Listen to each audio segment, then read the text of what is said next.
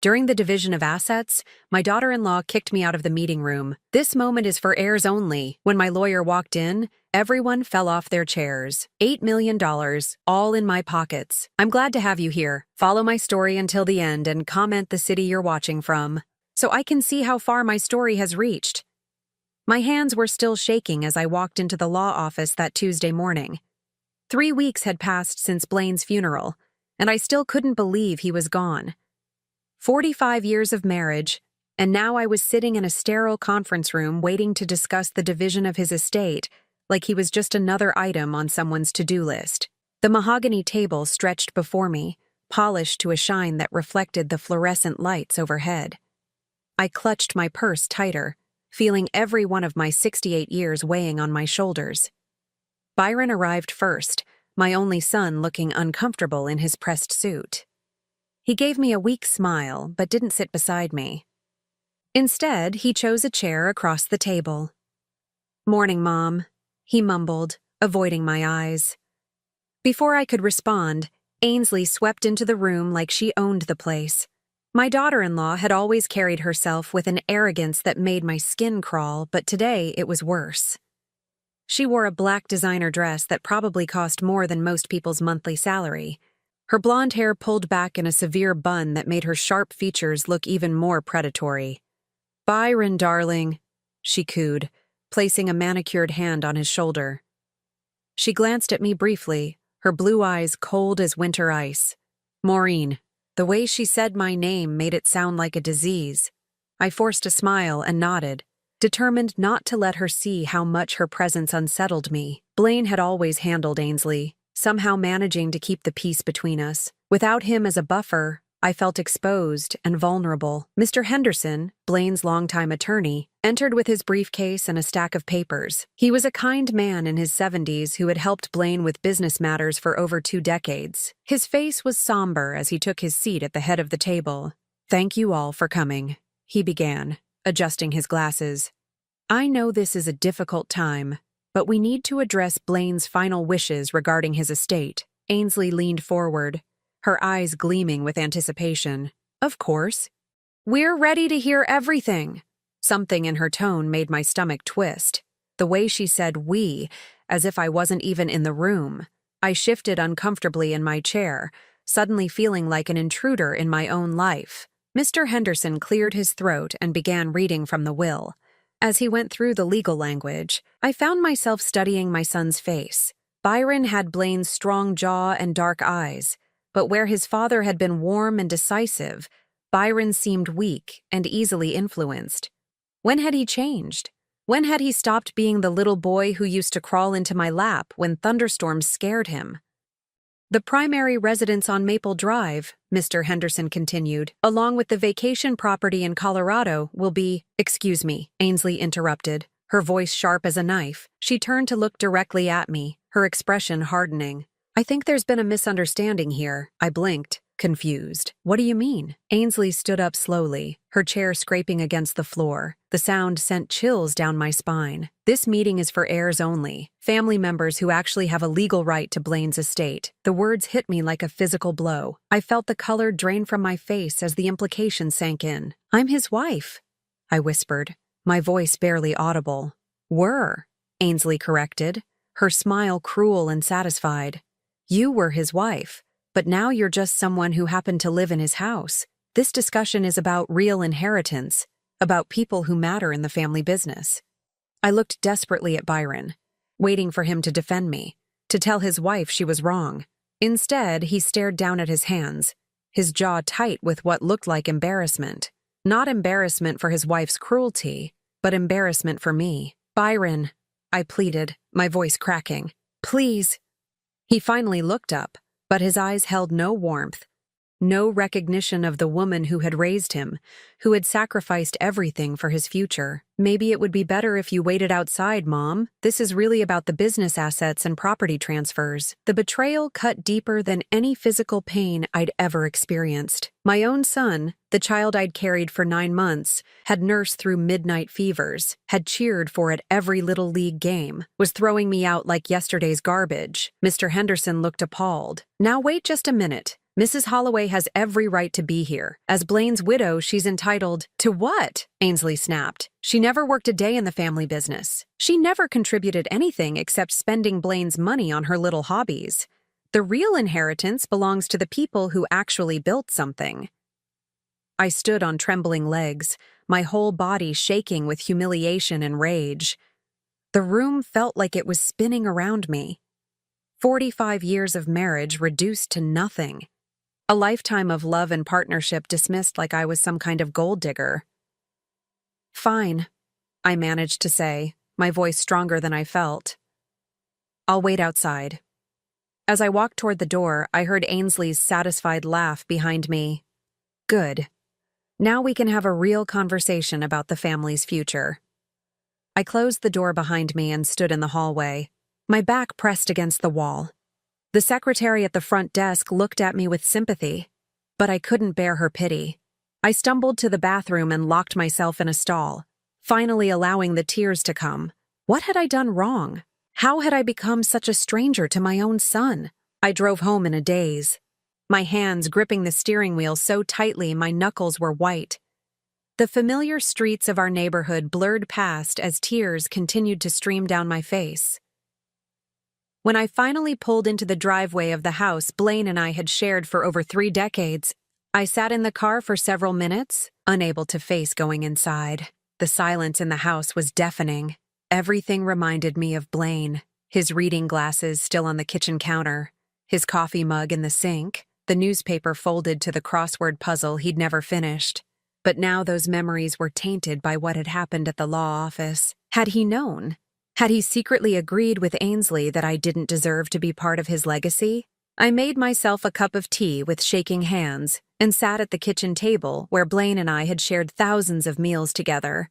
The events of the morning played over and over in my mind like a terrible movie I couldn't turn off. Ainsley's cruel smile, Byron's refusal to look at me, the way they'd spoken about me like I was invisible. My thoughts drifted back to when Ainsley first came into our lives 5 years ago. Byron had been 32 then, successful in his own right as a marketing executive, but still searching for something. When he brought Ainsley home for the first time, I'd tried so hard to like her. She was beautiful, polished, and came from a wealthy family with connections in all the right places. But there had been signs from the beginning. The way she'd looked around our house during that first dinner, her eyes cataloging everything like she was taking inventory.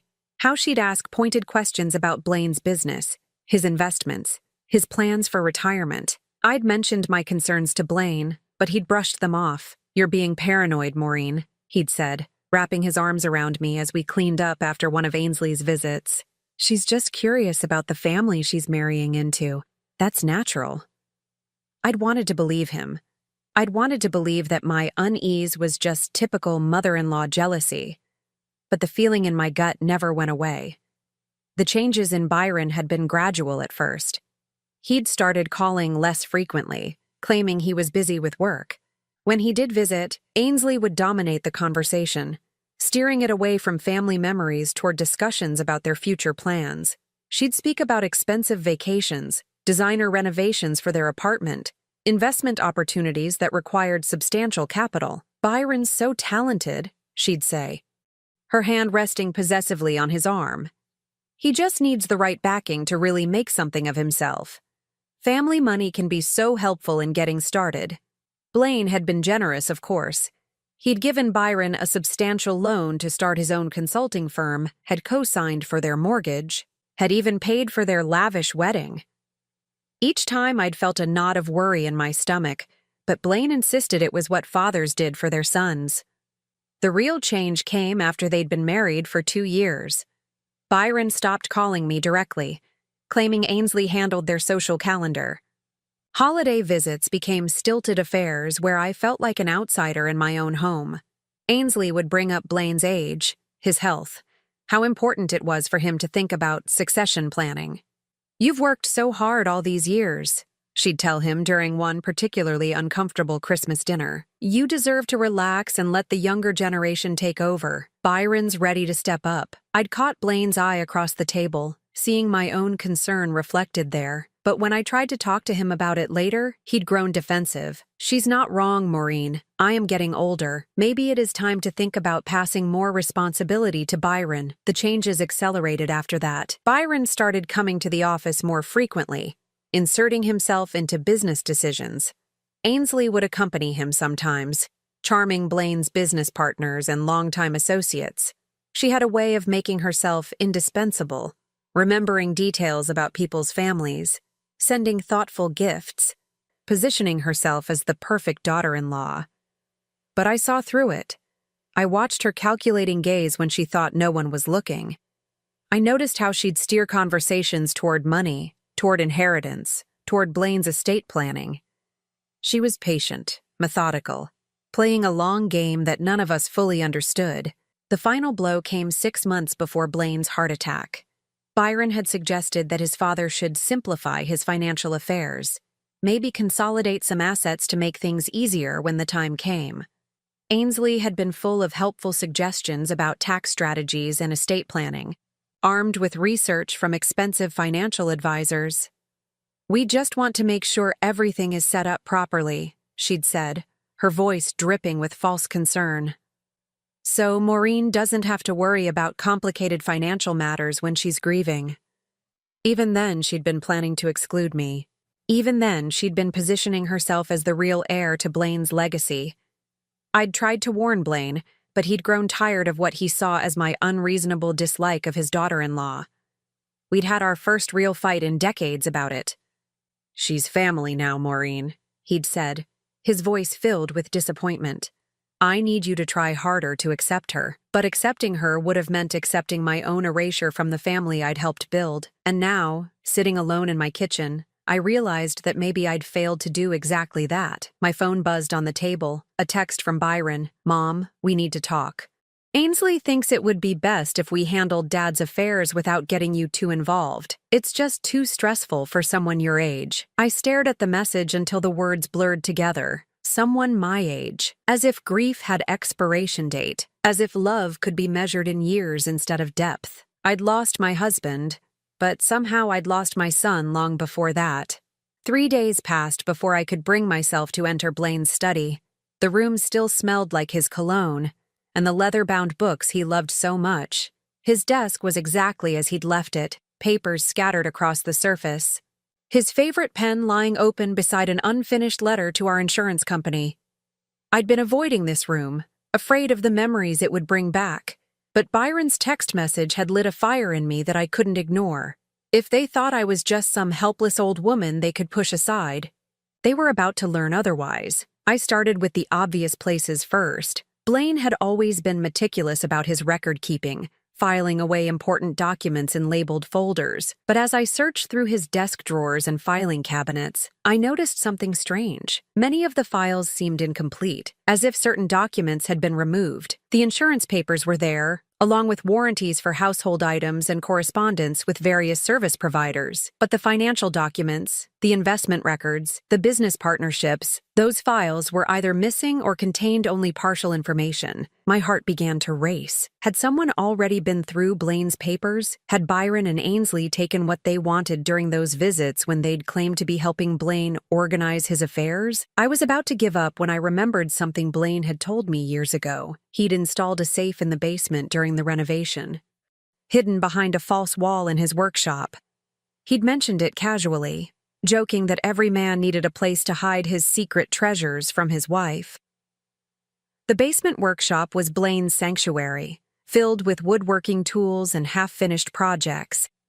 I'd rarely ventured down there, respecting his need for a space that was entirely his own. Now, searching behind his workbench, I found what looked like an ordinary panel of drywall, but when I pressed against it, it gave way slightly. My fingers found a hidden latch, and the panel swung open to reveal a large wall safe. The digital display blinked red, waiting for a password. I stared at it for several minutes, my mind racing through possibilities. Blaine had always been sentimental about certain dates and numbers. I tried our wedding anniversary first. Nothing. Byron's birthday. Nothing. Then, I remembered something. The coordinates of the spot where Blaine had proposed to me. A scenic overlook during our first trip together. He'd had them engraved inside my wedding ring as a surprise. The safe clicked open. Inside were dozens of folders, bank statements, investment records, and legal documents I'd never seen before. But what caught my attention immediately was a manila envelope with my name written across it in Blaine's distinctive handwriting. My hands trembled as I opened it. "My dearest Maureen," the letter began, "if you're reading this, then I'm gone, and I suspect things aren't going as smoothly as I'd hoped." I sank onto a dusty stool, my eyes devouring every word. "I've been watching Byron change over the past few years, and I've grown increasingly concerned about Ainsley's influence over him. I see the way she looks at our life, our assets, like she's already dividing everything up in her mind. I've seen her steering conversations toward inheritance and estate planning with a skill that would make a con artist proud."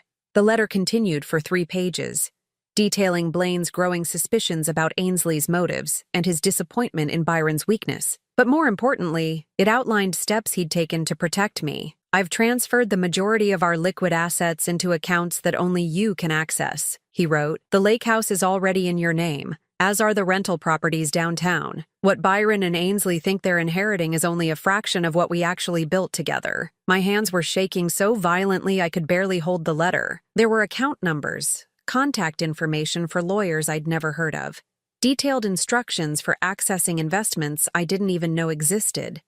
"I'm sorry I had to do this in secret, my love. I didn't want you to worry, and I kept hoping Byron would come to his senses. But I couldn't risk our life's work falling into the wrong hands. You earned every penny of this through 45 years of love, sacrifice, and partnership. Don't let anyone convince you otherwise." At the bottom of the letter was a business card for Margaret Chen Esken, with a handwritten note, "Call her immediately. She has instructions to help you." I sat in that dusty basement for another hour, going through the documents Blaine had hidden away. Bank statements showing accounts with my name as the sole beneficiary. Real estate deeds with my signature that I didn't remember signing. Investment portfolios worth millions that I'd never heard of. Blaine had been protecting me for years, quietly transferring assets and restructuring our finances while I went about my daily life, trusting him to handle the complicated business matters. He'd known this day would come, and he'd prepared for it. When I finally climbed the stairs back to the main floor, I felt different. The crushing weight of helplessness was gone, replaced by something I hadn't felt in years: power. I called Margaret Chen's office immediately. Her secretary put me through right away, as if she'd been expecting my call. "Mrs. Holloway?" Margaret's voice was warm but professional. "I'm so sorry for your loss. Blaine spoke of you often. Are you ready to discuss your situation?" "I think my family is trying to steal my inheritance," I said, the words feeling strange in my mouth. Margaret laughed, but not unkindly. "From what Blaine told me, I think it's more accurate to say they're about to discover they never had any inheritance to steal." We scheduled a meeting for the next morning. As I hung up the phone, I felt something I hadn't experienced since Blaine's death: hope. Byron sent another text that evening. "Mom, please don't make this harder than it has to be. Ainsley's family has lawyers who specialize in estate matters. They're willing to help make sure you're taken care of." I stared at the message for a long time before typing my response. "Don't worry about me, son. I'm being taken care of better than you know." The next morning, I would learn exactly how well Blaine had taken care of me. And then Byron and Ainsley would discover that underestimating a grieving widow had been their biggest mistake. Margaret Chen's office was everything Blaine's old attorney's wasn't: modern, efficient, and filled with an energy that made me feel like I was finally in the right place. Margaret herself was a woman in her 50s with sharp eyes and an air of quiet competence that reminded me of myself in my younger years. "Before we begin," Margaret said, settling behind her glass desk, "I want you to understand that your husband was one of the most meticulous men I've ever worked with. When he came to me 3 years ago, he had already identified the problem and was determined to solve it." She opened a thick folder with my name on it.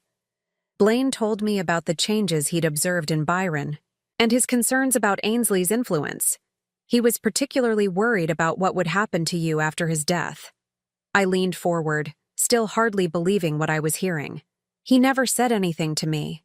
He didn't want to worry you unless it became necessary. but he also didn't want to leave you vulnerable. Margaret pulled out a financial statement and slid it across the desk. This is what Blaine thought they were inheriting. The numbers on the page showed the family business, the main house, and various accounts totaling about $1.2 million. It was a substantial amount, but not the fortune I knew Blaine had accumulated over decades of careful investing and business deals. And this, Margaret said, producing another document, is what actually belongs to you. My eyes widened as I scanned the page. The numbers didn't make sense at first. Then I realized what I was looking at, and my breath caught in my throat.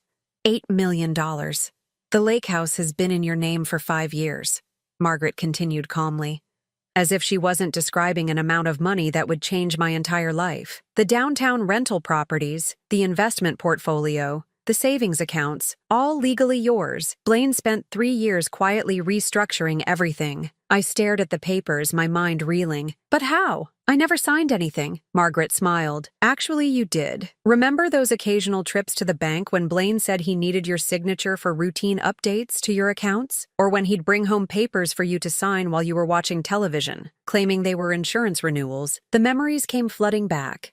Blaine occasionally asking me to sign documents while I was cooking dinner or reading a book. I'd trusted him completely, never bothering to read the fine print. I'd had no idea he was systematically transferring our wealth into my name. The business itself, Margaret continued, was restructured as well. Byron thinks he's inheriting a successful company. What he's actually inheriting is a shell corporation with significant debts and obligations. The profitable contracts, the valuable equipment, the real estate the business operates from, that all belongs to separate entities that you control. I felt dizzy trying to process it all. Why would Blaine do this without telling me? Because he loved you, Margaret said simply, and because he was hoping he wouldn't have to. Right up until the end, he believed Byron might come to his senses and treat you with the respect you deserved. This was his insurance policy. She pulled out another folder, but there's more. Blaine was very specific about what should happen if certain conditions were met, and based on what happened at Henderson's office 3 days ago, I'd say those conditions have been fulfilled. My hands were trembling as I opened the new folder. Inside was a detailed plan that Blaine had crafted, complete with contingencies and instructions that showed just how well he'd known his son and daughter-in-law. If Byron sides with Ainsley in excluding you from inheritance discussions, Margaret read from Blaine's notes, then he's demonstrated that he's not capable of managing family assets responsibly. The trust provisions kick in immediately. The trust provisions were devastating. Byron would receive a modest monthly allowance for 5 years, enough to live comfortably, but not lavishly. After that, if he could demonstrate financial responsibility and had repaired his relationship with me, he might be eligible for more substantial support. Ainsley would receive nothing. And if they contest any of this? I asked, though I was almost afraid to hear the answer. Margaret's smile turned predatory. Blaine anticipated that too. Any legal challenge to his arrangements will result in the immediate termination of Byron's allowance and a detailed investigation into their finances during his final years. Let's just say that some of the money Byron received for his business ventures didn't go where he claimed it did. I set the papers down, my head spinning. In the span of an hour, I'd gone from feeling like a powerless widow to discovering I was wealthier than I'd ever imagined. But more importantly, I wasn't helpless anymore. When do they find out? I asked. That depends on you, Margaret replied. Henderson will need to be informed about the real estate and business assets immediately. He's been working with incomplete information. But you get to decide when and how Byron and Ainsley learn the truth. I thought about it for several minutes, remembering Ainsley's cruel smile, Byron's refusal to defend me, the way they'd made me feel like a burden in my own family. I want to be there when they find out, I said finally. I want to see their faces when they realize what they've lost. Margaret nodded approvingly. Blaine said you'd want that? He left specific instructions for how this should be handled. Would you like to hear them? As Margaret outlined Blaine's plan for the revelation, I felt something I hadn't experienced in years: anticipation. My husband had known me better than I'd known myself. He'd understood that I wouldn't want dramatic revenge, but I would want justice. The plan was elegant in its simplicity. Henderson would call another family meeting. ostensibly to correct some oversights in the initial reading of the will. Byron and Ainsley would attend expecting to finalize their inheritance. Instead, they'd learned that they'd inherited almost nothing. "There's one more thing," Margaret said, handing me a sealed envelope. "Blaine wanted you to read this after you learned about the financial arrangements." Inside was another letter, shorter than the first, but no less powerful. "My darling Maureen," it read, "by now you know that I saw this coming. I'm sorry you had to endure their cruelty, but I needed you to see who they really were. You deserved better from our son, and I failed to give that to you while I was alive. But I can give you this, the power to choose your own family from now on. You owe them nothing. Live for yourself now, my love. You've earned it." As I left Margaret's office that afternoon, I felt lighter than I had in years. Byron and Ainsley thought they'd won by humiliating me, by pushing me out of my own family. They had no idea that their victory was about to become their downfall. The meeting was scheduled for Friday afternoon. I had 3 days to prepare for the moment when my son would learn the price of betraying his mother. I arrived at Henderson's office 15 minutes early on Friday afternoon, my heart beating steadily in my chest.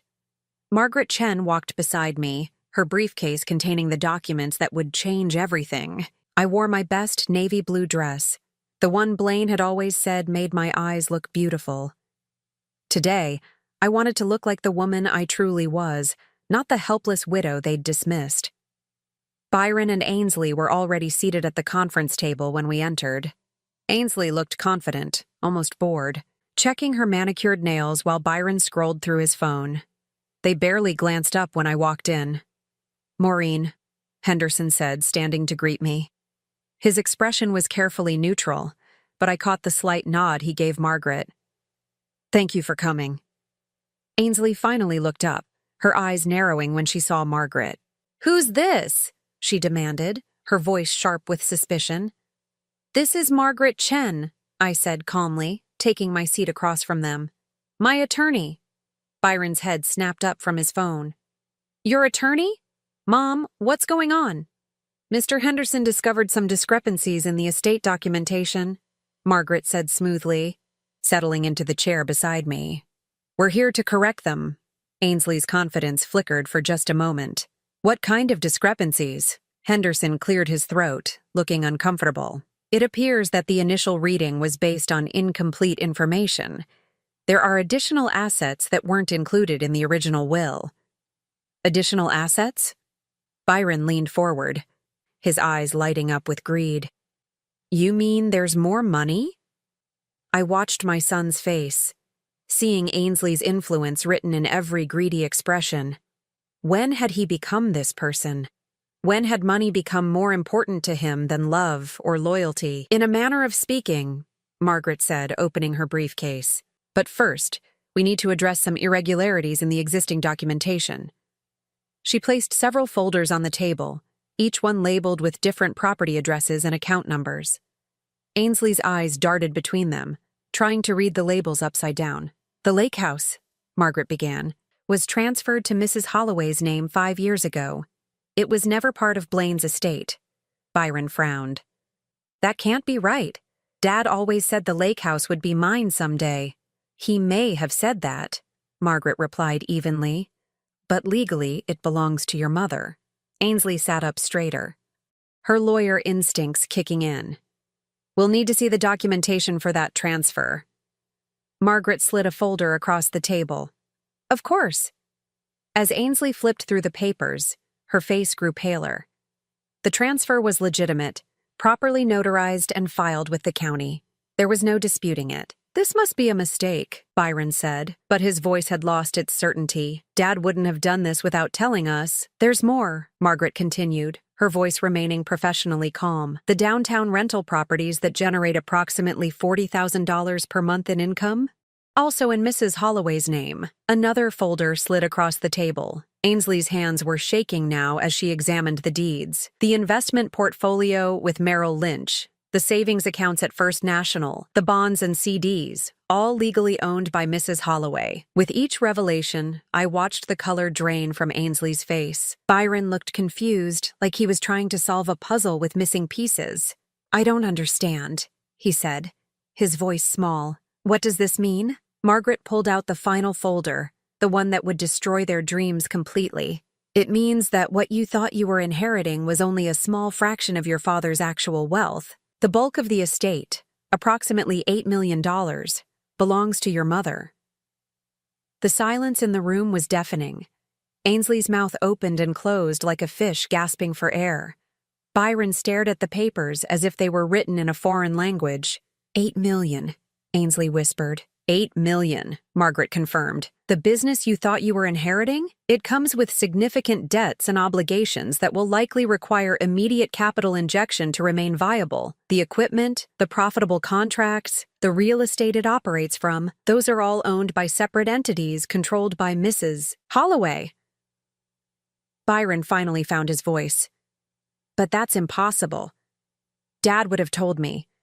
We talked about succession planning, about my future role in the company. I spoke for the first time since the meeting began, my voice steady and clear. He did plan for your future, Byron. He planned for you to treat me with respect and kindness after his death. Instead, you chose to humiliate me and push me aside. Ainsley's shock was giving way to rage. This is fraud, she hissed. You manipulated a dying man into signing over his assets. Margaret's smile was razor sharp. Feel free to contest it in court, but I should warn you that any legal challenge will trigger certain provisions in the trust documents. Byron's monthly allowance would be immediately terminated, and we'd be required to conduct a full audit of all financial transactions during Blaine's final years. The threat hung in the air like a sword. Byron's face went white because he knew exactly what that audit would reveal. The business loans he'd never paid back, the credit cards Blaine had covered, the lavish lifestyle funded by his father's generosity. Monthly allowance? Byron asked weakly. Your father wasn't completely heartless, I said, surprising myself with how calm I sounded. You'll receive $3,000 per month for the next 5 years. Enough to live comfortably while you figure out how to support yourself. 3,000? Ainsley shrieked. That's nothing. That won't even cover our mortgage. Then perhaps you should consider downsizing, Margaret suggested mildly. Ainsley turned her fury on me, her mask of civility finally slipping completely. You bitter old woman, you've destroyed this family out of spite. I looked at her for a long moment, feeling nothing but pity. I didn't destroy this family, Ainsley. You did. From the moment you decided I was an obstacle to be removed rather than a person to be respected. Byron finally seemed to understand the magnitude of what had happened. Mom, please, we can work this out. I know Ainsley was harsh, but she was just stressed about the estate issues. No, Byron, I said softly. She was showing me exactly who she is, and you were showing me exactly who you've become. I stood up, gathering my purse. The monthly payments will begin next week. If you can prove to me over the next 5 years that you remember how to be my son instead of her husband, we might revisit the arrangement. As I walked toward the door, Byron called after me desperately. Mom, wait! This isn't fair! I paused at the threshold, looking back at the son I'd raised with such love and hope. You're right, I said. It isn't fair. 45 years of marriage reduced to nothing. A lifetime of love dismissed like it never mattered. But that's not my fault, Byron. That's yours. Margaret and I left them sitting in stunned silence, their dreams of easy wealth crumbling around them. As we walked down the hallway, I heard Ainsley's voice rising in panic, already planning their next move, already scheming for ways to contest what they'd lost. But it was too late. Blaine had planned too well, and I was done being their victim. 6 months later, I sat on the deck of the lake house, watching the sunset paint the water in shades of gold and amber. The peace I felt was something I hadn't experienced in years, maybe decades. No demands on my time, no guilt about not doing enough, no walking on eggshells around people who claimed to love me but treated me like a burden. The lake house had always been my favorite place, but Blaine and I had rarely spent time here during our later years. Byron and Ainsley had used it more than we did, treating it like their personal vacation home while we stayed behind to manage the responsibilities they created. Now it was truly mine, and I'd spent the past months making it feel like home. I'd hired a local woman, Rosa, who came twice a week to help with cleaning and had become a dear friend. Her grandmother had been Mexican, and she'd taught me to make tamales that reminded me of my own childhood in Texas. We'd sit on this same deck, preparing masa and sharing stories about our families. The transformation hadn't just been to the house. I'd lost 15 pounds without trying, the stress weight that had accumulated during years of family drama simply melting away. I'd started taking painting classes at the community center in town, something I'd always wanted to do but never had time for.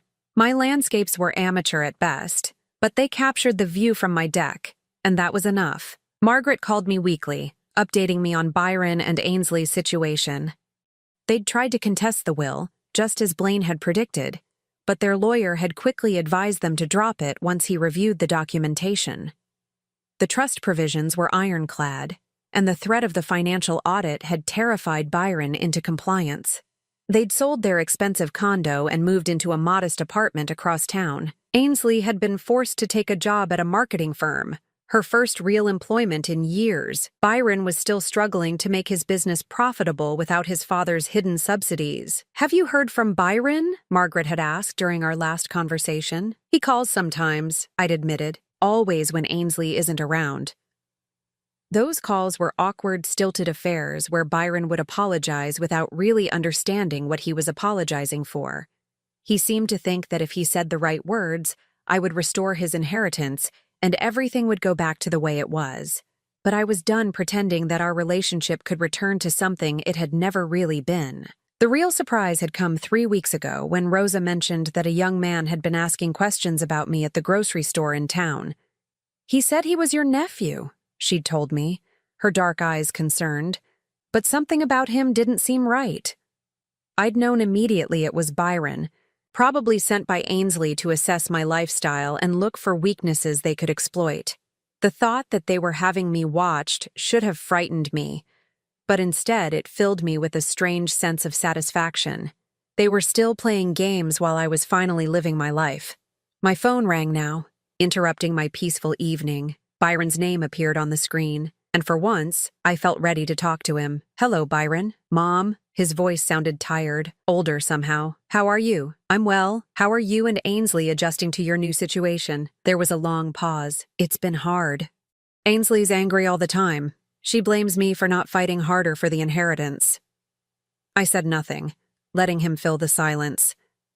"She wants me to hire a private investigator to look into Dad's financial dealings before he died. She thinks there might be grounds to challenge the trust based on undue influence or something." "And what do you think?" I asked, surprised by how little his words affected me. "I think Dad knew exactly what he was doing." Byron's voice cracked slightly. "I think he saw what I was becoming and tried to protect you from it. It was the first honest thing he'd said to me in years." "I've been thinking about what you said that day at the lawyer's office," he continued, "about remembering how to be your son instead of her husband." "And?" "I don't know if I remember how. It's been so long since I thought about what you might want or need.